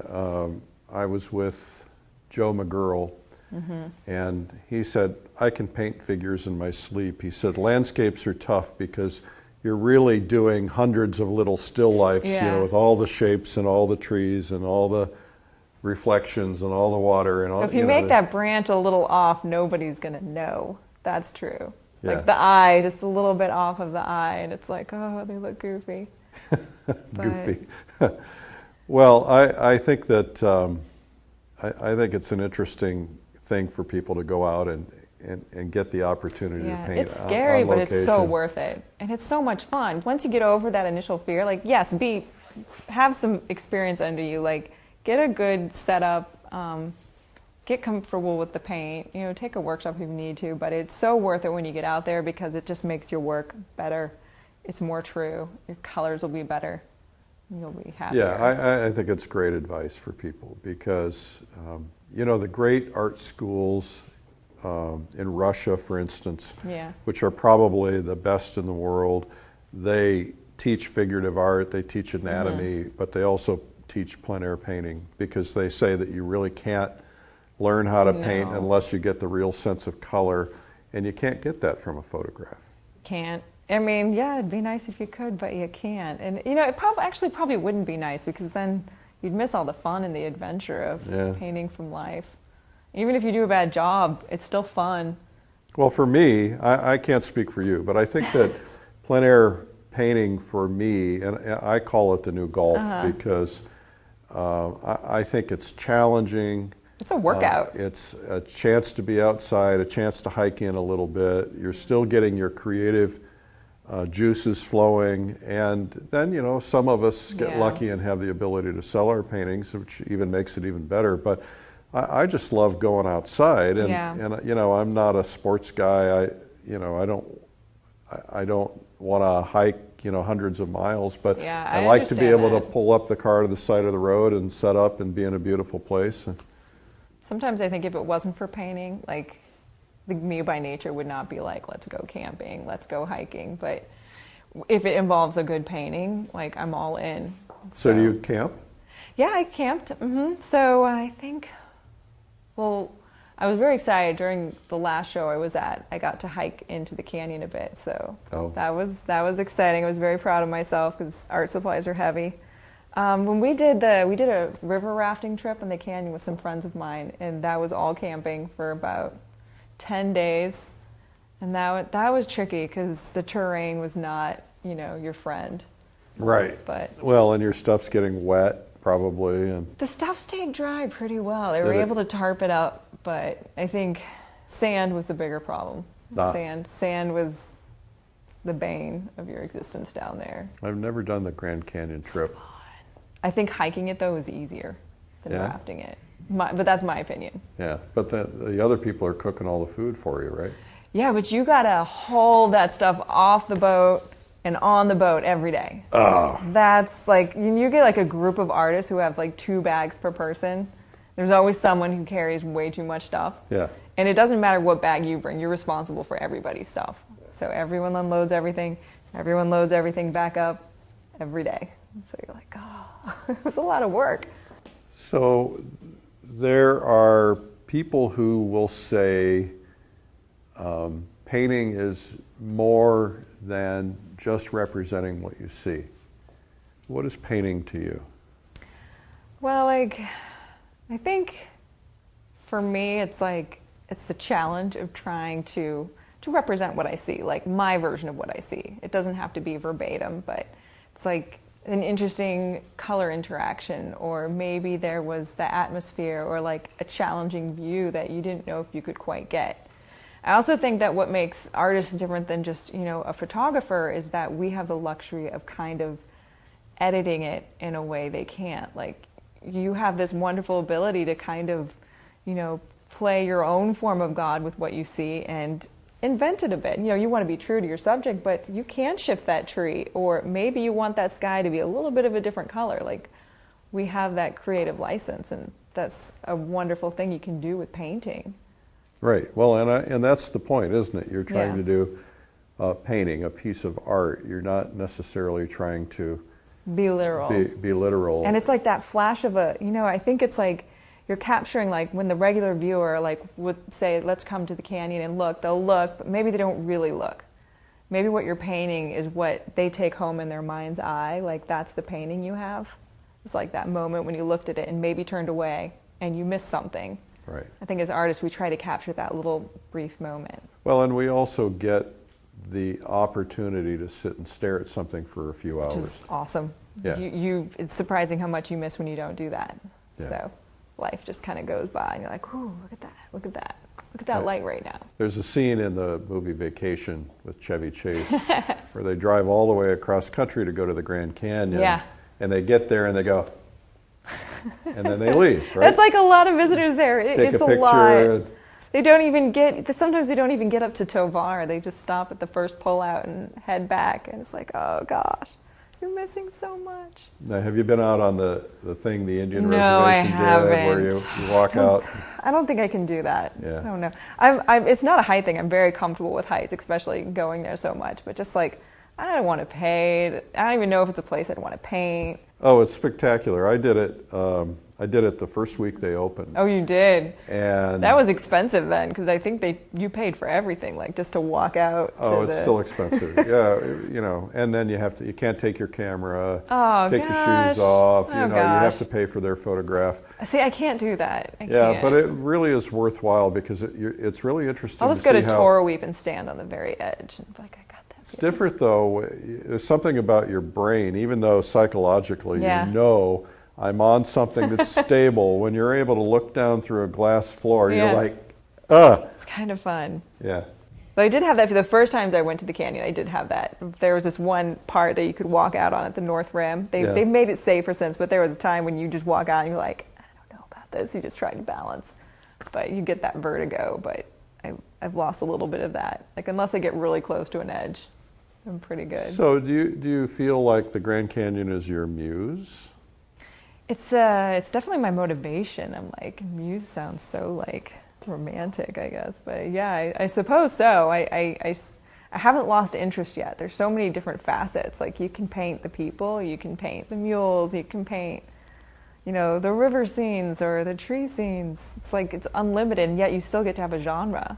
Like, that's great. I had never painted the Grand Canyon until I took my kids out there a couple of years ago. Mm-hmm. And I used gouache or something because that's what I had. That's what I had with me. But I was blown away by how difficult it was because there's so much information. There is. It's easy to get lost in like an area, which I'm sure during the video I'll probably have parts where I'm like, where was I again? But you know, the thing that does help is it's almost like so abstract, your brain can't really, you know, for example, like if you paint a tree, you know, you grow up as a kid, you're like, trees are these green circles on brown sticks. Green circle, brown stick, lollipop trees. Right. And you know, you have to unlearn that as an artist and paint what it really is maybe a green lumpy thing on a purple stick. Well, or like clouds. I mean, we you know. Yeah. Clouds are not white. No. But the canyon kind of like, you don't really go and paint the canyon like, oh, the canyon should look like this. And you're like, I don't know what this relates to. So it's one less thing you have to deal with is, you know, lollipop trees. Right. You're like, okay, well, let's just start from scratch. Abstraction. It's like blue patch, orange patch, sky. Right. So I like that about the canyon. I think it's... Well, it's a challenge. And I think, you know, it's so big and there's so many angles. I mean, you could stand in one spot and get 100 paintings. And so I would imagine it's something that is ever challenging. You just paint, you just pivot the easel as you go. Right. You could do that. Right. So did you have an inspiration, a favorite Grand Canyon painter from the past? Well, I mean, you know, Bohling's I mentioned definitely got me out there. I mean, Did you ever meet him? No, I've never met him. No. Yeah, he died. He died a few years ago, and I was like, oh, rats. I mean, there's a lot of great canyon painters out there. I'm definitely a fan of Kurt Walters. I mean, he's romantic, but he's not far away from the reality of the canyon, which I like. I kind of like the literal canyon. I don't think I go too fanciful with it, so I like his interpretation of it and how it looks so busy yet not. I don't know. I always thought that was great. You know, Woodforce, I always have a hard time saying. Gunnar Woodforce is like super cool. I like the watercolors too. I used to do that a lot more, and so his stuff is really fun to see. Now you do watercolors as well, don't you? Yeah, mostly for studies. Like if I can't, I enjoy doing them for fun because it's like, it's my way of like, I don't want it to be work. I love doing them. It's enjoyable. I can take them on trips and just, you know, take my little notebook out and just paint, and if it doesn't work out, I'm okay with that. And if it looks great, I'm excited. But I like that they're low pressure, and it's just where I get to be creative and enjoy myself. So, I mean, I don't know if I want to make a big watercolor again. Maybe I'll change my mind. I don't know. How big have you done? You've done big ones? When I was starting out, when I first started out, I was just pencil. I took the shoe fly class, and then I kind of went into watercolor, and that's all I did. But so then I would, maybe do 20 by 30s, and I was young, so I was like, how creative can I be with watercolor? I would put saran wrap on things and salt and whatever I could put on it to give different textures. So now I'm a little more simple, and I'm having fun with just like puddling it so that the paint dries interestingly. Yeah, watercolor is about, oil painting is about application, like how you apply the paint to give it texture. It's like what counts. And watercolor, it's how you let it dry. It's like you're just kind of like, okay, what's it going to turn out like? I don't know. Right. It's interesting. Quite frankly, I think watercolor is harder than oil. But that's just, I don't know if that's really I thought true. oil was super hard because like I had come from watercolor painting and then to go into oil painting because it was so flip-flop. Well, I had a similar reaction easy. in that, watercolor is kind of where we all start out as kids. Yeah. And so we're a little more comfortable with it. But the one thing I realized about good watercolorists is they have to think about 50 steps ahead. They do. And you have to plot out because the water, you got to do everything before it dries. Otherwise, you get that worked paper look, and that's not good. Right. And with oil paint, if you mess it up, you just cover it. That is a luxury. So for somebody who might be viewing this, who is just kind of getting into this and wanting to learn how to paint, what advice do you give them? What advice do you give your students? I think products are important. I mean, I think just from my students in the past, there's a lot of this feeling like, well, because I'm new, I need to buy cheap supplies. And the problem with that is you're not going to get good results. Like your red and blue will probably make brown. So that's the first thing you need to do. You're not going to feel successful if you can't properly mix a color. And I think you want to start off on a right foot. So, taking a good beginning class or understanding the basics, like maybe keep your palette simple. Don't go too crazy. Understand how paints work, how it mixes. Just have fun. Understand what the things you can do. Understand shadows and lights, and drawing. Go through some basic steps so that you can, be successful. Don't try to bite off more than you can chew.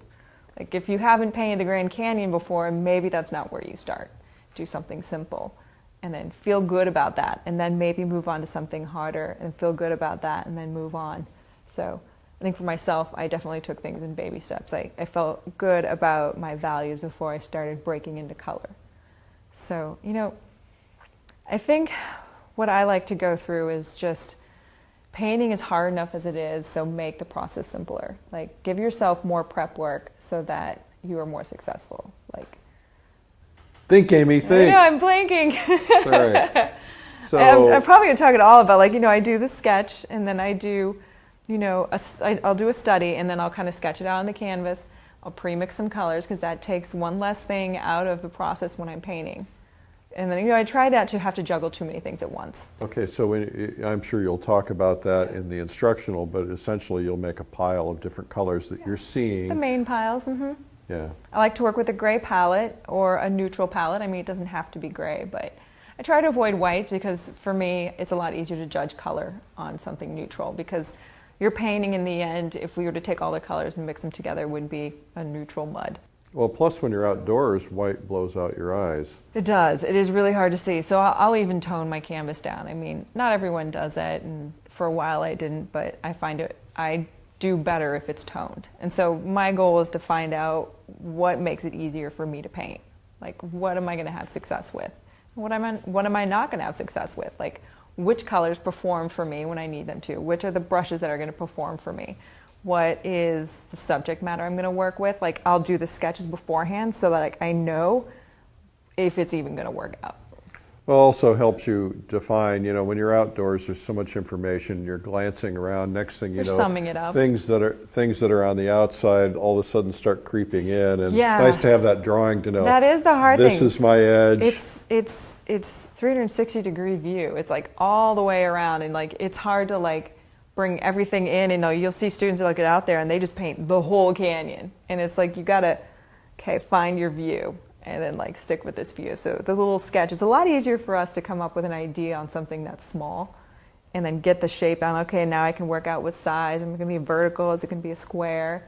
And then, okay, well, this is a terrible sketch. Maybe I need to redo it or do a different subject. You learn a lot about it doing those things. And yeah, well, when you're doing a sketch, you have something in your head, and then when you try to do the sketch, sometimes it just doesn't work. You're like, well, that's not a... Yeah, that's... You might discover something that's like, well, this is a flaw in this painting, like... Right. Or you'll note, like, okay, what's going to happen with the light in this subject? How long am I going to have it for? Like, when do I need to really bust it out? When do I need to slow down? Better to get it done first, early. Sketches help, because you got the value study there, so you kind of know where the shadows are. So you're very young and you have a lot of opportunity ahead of you. What's the big goal for you? What are the big things that you kind of dream of doing that you want to kind of check off your bucket list one day? Bucket list, I think career-wise, I think when I first started out, they were more grandiose, and now it's just like, you realize how much you really need in life to be content, and I think the big goal for me is just to keep painting. I think anyone who's an artist and is painting full-time is a success, and to be able to keep doing what I do is a wonderful thing. So long-term goal is just to do what I do, not have to retire and just paint. There's definitely a lot of places I want to paint. Like?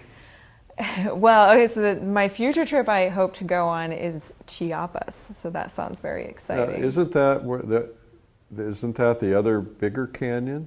They do have the big, the Grand Canyon of Mexico is somewhere down there. Yeah. But I think just like the people, like Mexico, I'll go and paint there sometimes, and it's a beautiful place. It's like, to go to like somewhere like San Miguel de Allende, it's like, it feels the Grand Canyon to me, because there's so much detail and color saturation and yellow ochres and reds.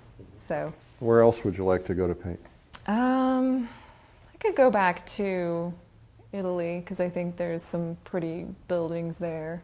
We just went to Croatia over the summer, nice. And that was exciting, because it's like a lot of stone walls. I mean, definitely I'm pretty happy with the canyon, so I can always go back there, and I will always go back there. It's like an endless source of... I haven't been to Toro Weeb yet. I want to go see that. It's another... Yeah, that's another look. It's on the east side. Oh. No, the west side. East, Sorry. west. It's on the west side of the canyon. All right. It'd be also, maybe one day I'll have a painting in the Grand Canyon. That would be cool. I mean, I have it at the studio every now and then, but... You mean their studio? They have an artist residency program? No, but sometimes they acquire artwork, so that would be pretty cool. If you're a Grand Canyon painter and the Grand Canyon has a piece of your work, that's also pretty cool. Yeah, if you go into the, what's the name of the old hotel in the Grand Canyon? There's El Tovar. Yeah, I have some friends in there. I'm like, hey, guys. Well, there's some beautiful historic paintings in the lobby there. And they also have like these... I think they have a Keith painting. They have some portables there too, which have an impressive art collection, but you have to find your way to go see them.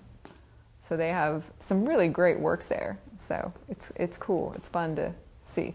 Do you collect any other artists' works? Well, not much, but I do have some other works.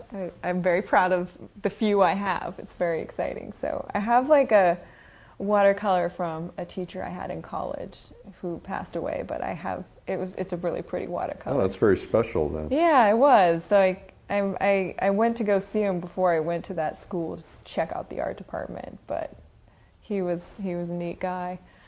I have a painting by Susan Lyon, so I took her workshop recently, because it's still good to always take classes if you can, just to mix things up.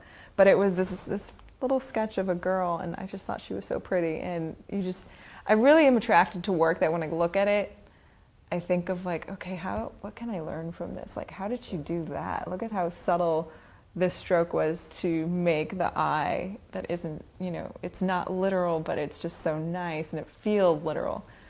Do you find yourself going to museums when you travel and checking out the artwork and studying the artwork? I do like museum visits. I don't really see everything. I'm not like the slow museum goer. I'll kind of get to the section I really like, and then I'm just hooked. Like Sargent paintings, Sorolla paintings, like I really want those sections because I feel like it's more like the stuff that inspires me. So like the Spanish Historical Society is, you just kind of want to touch it and take pictures. The Sorollas, you mean in New York at the Hispanic Society? Yes, Yeah, that was a great all the museum. Sorolla paintings. So it was wonderful when I was in Paris. We went to Giverny and they happened to have him there. Oh no, it was Zorn. Is it Zorn or Sorolla? Gosh, I should know this. But they were there for the exhibit and I just thought it was awesome. A couple of years ago, we took the Fine Art Connoisseur Art Cruise in Spain. And So you got to see like... it turned out, just by luck of the draw, there were 5 different Sorolla shows in different cities. So we got to just see all this great Sorolla work. Yeah, there was those are one when called you- Sorolla and the Sea, and then there was the big show that His stuff was traveled great. from San Diego and other places, and they had paintings in that That's that one show they made the book out of, right? Yes. Oh yes, that was great. and they had paintings in Good that show. that did not come to the U.S. show because they were from Cuba, and there's Yeah. this trade embargo thing. So we got to see the Cuban paintings, and there was it's just like a Sorolla Fest. It was wonderful. Those are then hard, we went to his house. And Oh, that would have been fun. Yeah, and you can't it's hard to buy the books for those things because then you see them in person and then you're like, I can't buy this book. I'm going to forget what it really looked like. But they did a good book for that show when it's Yeah. like spot on. So yeah, the problem is taking all these heavy art books when you're traveling. You spend a lot of money getting them home. Well, I got mine online. I paid a lot for it, I guess. Like someone was like, oh, if you get over here, it's like half the price. I was like, darn it. Well, I think that's important for students to understand that the more they can surround themselves with art, Yeah. the more And they no, can the art books are not study. always the correct colors. No, they're Those are usually scary not. days when you get to the museum. I'm like, wait, like that. There was a Sorolla painting where the women are working on the sail, and I thought it was a yellow gold painting. And I remember trying to paint it, and I saw it in person. I'm like, oh my gosh, this is completely different. The book had all the wrong colors, and Right. that was like, oh my gosh, that was hard. Those light bulb moments. So, of all the historic painters that you love, which one would you want to have dinner with, and what would you ask them? Yeah, Sorolla is definitely up there. Like, ask him. Ooh, no, Sargent. Oh my gosh. His watercolors of Venice were stunning. Or just some of those things. There's a new. Can I have dinner with both of them? Yeah, you together. Okay, there's that would work. There's a new Sargent watercolor show coming up. I just had tea in London with Sargent's grandnephew. I would like to be Sargent's granddaughter. That would be pretty cool. It's a good last name. But yeah, they would be so fun. That LA show of his work was like really exciting to see. Like how he would just play so neutral and then have like a shock of purple as a fan. It would be like, whoa, how do you do that? Right. And like, I don't even know what question I would ask because I feel like I just wouldn't know. Like they're so out of my league, I would be asking the wrong one. I could say, what's your color palette? Or how do you, like, I always marveled at how like Sargent could, have just a wall of like, I'm not very good at this. It's just nothing. Like it would just be a blank, simple, like, color washed in wall, but it would look exciting. I have this urge that I need to fill up every corner. So canyons work for me because it's just like detail everywhere. So I can just detail, like noodle around to death and it works. And they're so good at like, I think because they're so different from me, I want that, like that just clean. The negative space is awesome. That simple negative space, is that how I would phrase it? Just like that wash of color. Right. And that still looks like all sorts of stuff are happening. Like, how do you do that? How do you let those things happen? Well, it sounds to me like you're very passionate. You're still growing. You're still experimenting. And what's the big painting, like the one you want to most be remembered for, that you haven't done yet? It would be a canyon scene. I think something that would be like my ideal day if I went out there. It would be like maybe just before, just after a storm, when you get like that kind of spotlight mood lighting, maybe a little snow in there, and maybe some like some of that cloud inversion, like that kind of day. And then it would be just a big piece. How big? I'm not really good at footage. I think the biggest I've done was like 60 inches across, so like bigger than that, a couple feet. Something that could be like, you know, maybe like, wouldn't it be fun to do something like, well, I probably would get there and say 15 feet, but I could do 10 feet. I think I'd need a new easel, like 10 feet by like I'll tell you what, if you 6 do it, feet. you do a 10-footer, I'll buy you a new easel. I got myself a Hughes easel, which is like brilliant. Like I won a prize, and the first thing I did was I bought that easel. And it's like, I don't know if it's the right term, but it's like the one prong. So it's the smallest one that goes in all the different directions. But like, oh, now I'm like, why didn't I get one with 2 of them? Because I didn't think I would ever go bigger than back then I thought a 16 by 20 was like giant. And now like, Well, you know, maybe somebody bigger. watching this will commission you to do a 10-foot painting. you know of what? the I'm going Grand to do it Canyon. anyway. Still Yeah. probably. I have some work to do. So once I get those like commissions done, I'm going to be cranking out a big one. Well, one of the I'll things make that it work. when I teach marketing, one of the things I tell all artists is that you need to paint bigger. Yeah. Because most of the paintings in museums are bigger. And There's always, everyone has these walls that are just huge and they don't know what to do with them. And they don't want like 20 little pieces all over it. So right, and nobody's ever going to throw out a 10-foot painting. it's fun too, because when you do the big paintings, I had another teacher mention this once, and I'm like, that's so true. Like the bigger the painting is, like when you're the artist and you're painting it, you kind of feel like you're in it. You're in the middle of it. It feels like you're there. And that's something that a large painting brings to you, is you know, a little one, they're gems, but the big ones, it's like, I could be here, you know, if I Right. get up like right like that close enough. I haven't done it myself, but you know, one day I'm going to do the 10-foot painting. Just I bought a 10-foot roll of canvas. I go to stretch it. Is there like a 10-foot challenge that Facebook does? We can do like, you know, Oh, the ice let's- bucket challenge. Can we do the 10-foot What a painting great idea! challenge? We'll do the 10-foot challenge. Months later, it'd be the slowest challenge ever because it takes so long to do every painting. It'd be like Results would be like, okay, next year. 6 months later. 6 months later, I finished. So you're young, but how do you want to be remembered in terms of when the history books are written and when people are talking about you long after you're gone? What do you hope they say about you as an artist? Like the artist's artist. Yeah, that's the place to be.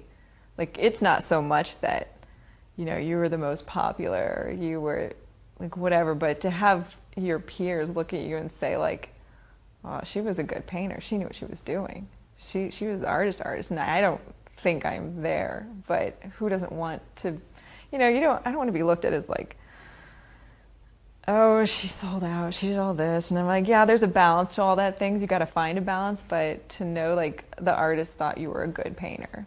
Well, and isn't that that's always nice. the, you know, when you're in a show, and the Artist Choice Award, the consumers never pick the painting that is No. the one that would be the artist choice. That's why you say the artist, But when yeah. you're the Artist Choice Award, you know that's a really big accomplishment. That's always something that I was interested in. I think when it comes to judging shows, like sometimes I think that the truest award is the Artist Choice Award.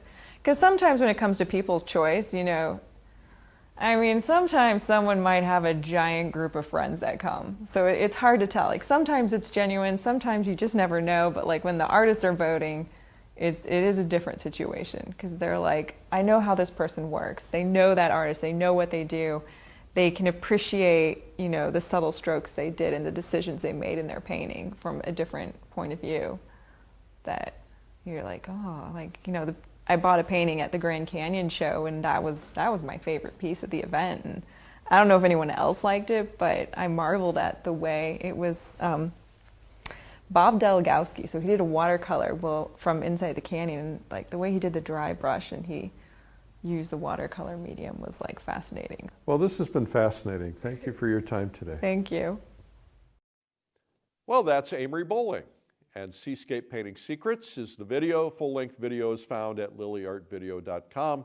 Remember, there's a special discount for you in the comments section. I want to thank you for watching every day at 3 p.m. We're showing you hundreds of videos that we've produced over the years, and this is one of our best sellers. Anyway, we have a free video for you. It's called 97 Amazing Painting Secrets from the World's Best Masters. It's 2 hours. It's cuts of a lot of the best secrets that we've figured out over the years, and you get it for free. It's a $107 value. It's 97tips.com. Just go there for it, 97tips.com. Thank you for watching. I'm Eric Rhodes, and we'll see you at 3 p.m. Eastern tomorrow.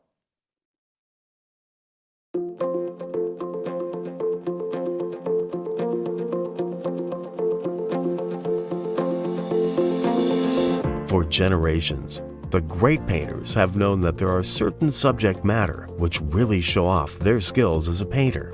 Some subjects are so complex and complicated, yet when people see paintings of these subjects, they realize just how good these painters really are.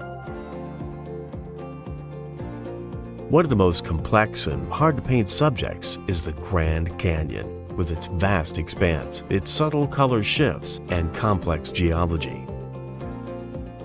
Artists throughout history have made the pilgrimage to the Grand Canyon, the master of all landscape subjects, knowing it's an important subject to prove their ability as a painter.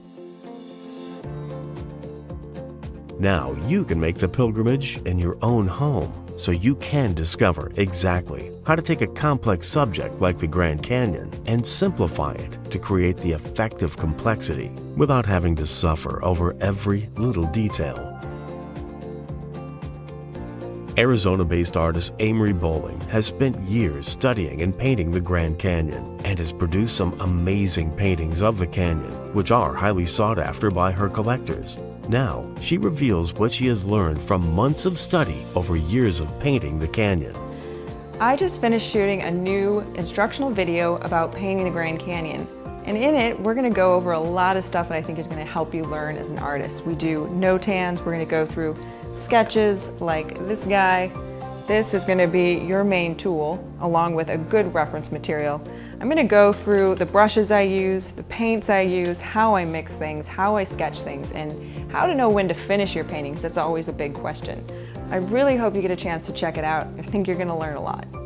This is a must for every painter, offering you skills which apply to all landscape painting, but especially to mountains, rocks, and distant vistas. Over 4 hours of top-tier instruction, which you can paint along with at your own pace. This is a must-have video for the library of any artist who wants to paint amazing mountain landscapes. How to Paint the Grand Canyon with Amery Bohling, now available on DVD and streaming video. Order yours today.